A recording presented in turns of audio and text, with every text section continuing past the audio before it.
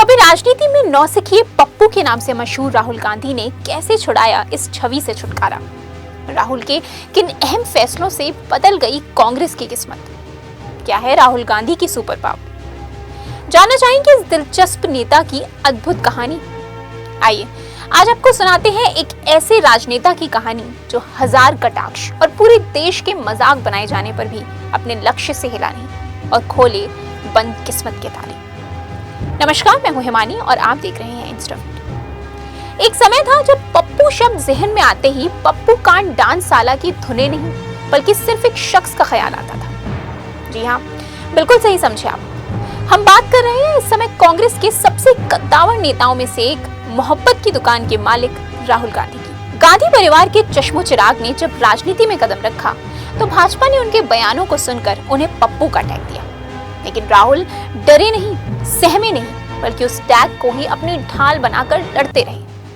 और आज शायद ही कोई हो जो उन्हें इस नाम से पुकारने की हिम्मत करे। हाँ, अगर बात इंडियन ओवरसीज कांग्रेस के चेयरमैन सैम पित्रोदा की हो तो बात अलग है।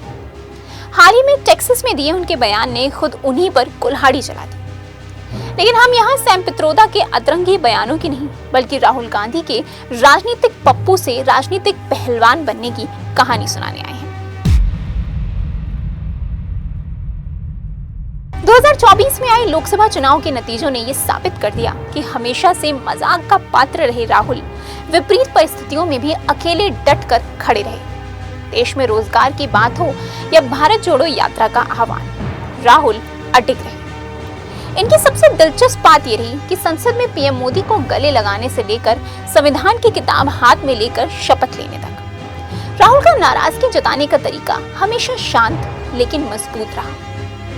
अपनी इसी काबिलियत के दम पर उन्होंने नेशनल कॉन्फ्रेंस से गठबंधन, इंडिया अलायंस को मजबूत बनाना और अखिलेश यादव को भी अपने पाले में लाने जैसे कई ऐसे काम करे जिससे विपक्ष को उनकी हिम्मत पर भरोसा हो पाए। इस सफर में सबसे बड़ा कदम रहा 4000 किलोमीटर का वो रास्ता जो उन्होंने पैदल कश्मीर से कन्याकुमारी तक तय किया और कई जाने माने चेहरों को अपने साथ जोड़ते भेजा।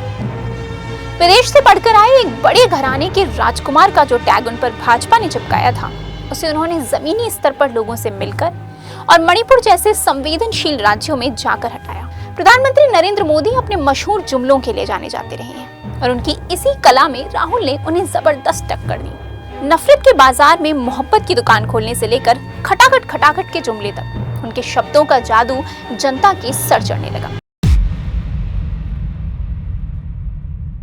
सरकार के हर वार को अपने फायदे का इस्तेमाल करते हुए कांग्रेस ने 99 सीटों पर कब्जा जमाया और भाजपा को करारी टक्कर दी।